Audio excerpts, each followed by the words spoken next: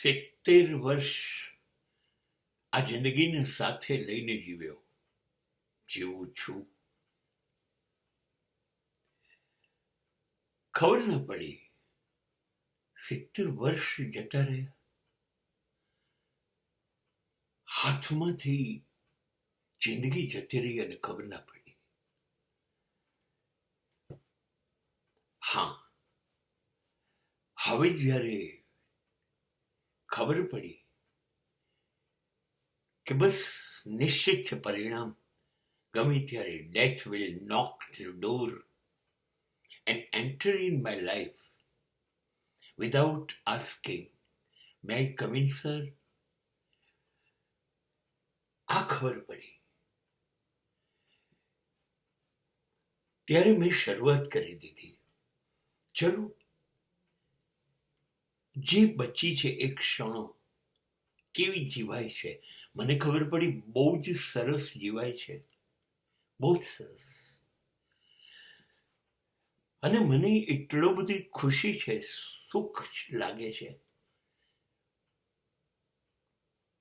મને થાય છે આઈ એમ હેપી, વેરી હેપી.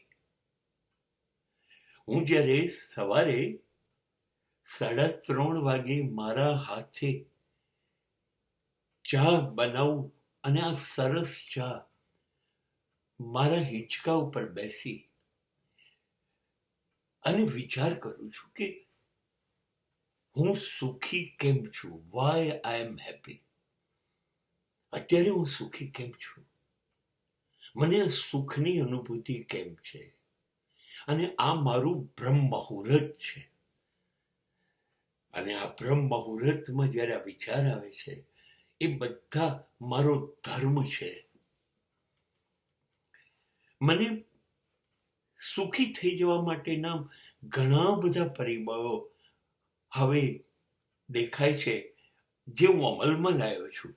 એમાં 2 વસ્તુ બહુ સુંદર છે. એક, આઈ નેવર મિસ સનરાઈઝ. સૂર્ય સવારે ઉગે છે ને મને બહુ જ ગમે છે. અને સૂર્ય બધે જ સરસ હોય, પણ આપણે જોવાનું ચૂકી ગયા. નહીં, મેં શરૂ કરી દીધો નિયમિત. આ સૂર્ય જ્યારે બહાર નીકળે છે ત્યારનું આકાશ, ત્યારના આકાશનો રંગ, પછી સૂર્યને ધીરે ધીરે બહાર આવવાની મરજી એની પૂરી થાય એ પ્રમાણે આકાશને રંગવાની એની મરજી પૂરી થાય છે. અનેક રંગ પકડી લે છે. જ્યારે પૂરેપૂરો આપણે જે રોજ જોઈએ છે એકદમ અજવાળું, એકદમ ઉજાસ એવો થાય ત્યાં સુધીમાં અસંખ્ય રંગ બદલી કાઢે છે. એવી જ રીતે છે ને સાંજે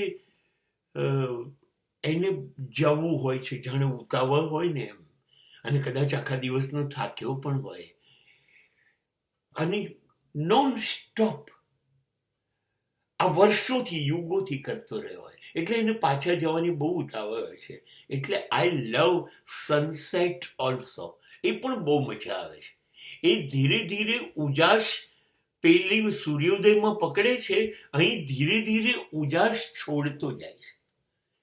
પાછો ઉજાસ છોડતી વખતે પાછું જેમ જેમ ઉજાસ છોડતો જાય એમ એમ એના રંગો બદલતો જાય. ધીરે ધીરે આકાશ પાછું અનેક રંગનું બનાવી દે, અને પછી જાણે ધીરે રહીને એને આખું અંધારું ઉડી લીધું હોય ને એમ સાંજને આમંત્રણ આપીને જતો રહે.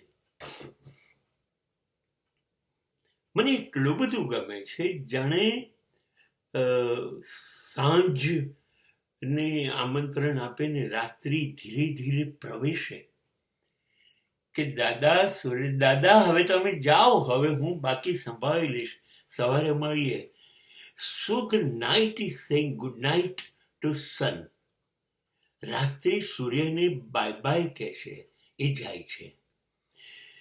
સાહેબ, મને કેટલા માટે ગમે છે કે સવારે હું આ સૂર્યને જોઉં છું જ્યારે મારા હિંચકા ઉપર બેસીને.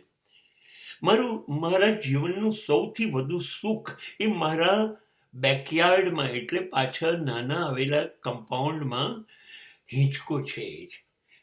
ત્યાં બેસીને સૂર્યને સવારે જ્યારે જોઉં છું ત્યારે મને એટલી બધી આશાઓ હોય છે.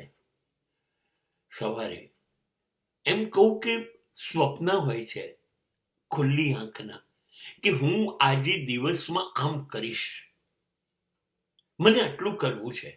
આ મારો સૂર્યોદય છે. એ સૂર્યનું સૂર્યોદય છે. મારા હિંચકા ઉપર મારું સૂર્યોદય પ્રગટે છે કે આજે આટલું તો મને કરવું જ છે. મને આવું કરવું છે, મને આવું જીવવું છે, મને આવું ગાવું છે, આવું નાચવું છે, આવું બોલવું છે, આવું ખાવું છે, વાંચવું છે, લખવું છે. આ મારું સૂર્યોદય. અને પછી હું વફાદાર રહું છું અત્યારે, જે મેં સૂર્યની સાક્ષીએ કહ્યું એમાં.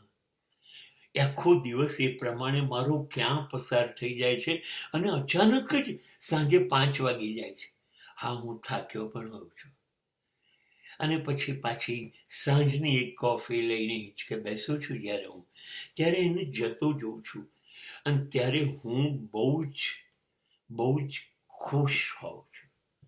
કેમ કે મેં સૂર્યોદય સમયે જે નક્કી કર્યું હતું ને, એ બધા ખુલ્લી આંખના સ્વપ્ન અત્યારે સાંજે મારી આંખ બંધ થાય પહેલા લગભગ એ બધા જ કામ થયા હોય છે. અને એટલે મને સાંજનો સંતોષ થાય છે. હાશ, મેં કેટલું સરસ કામ કર્યું, મેં દિવસનો પૂરેપૂરો ઉપયોગ કર્યો.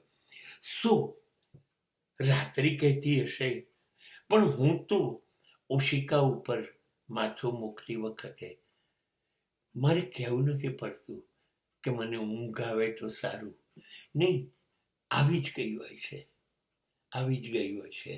અને એ ઊંઘ એટલી બધી સંતોષની હોય છે કે બીજી સવારે પાછી 3 વાગે જ બ્રહ્મ મુહૂર્તની રાહ જોતી હોય છે.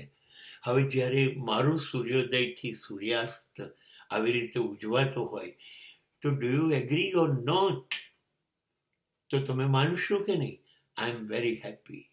Really, this is why I am happy.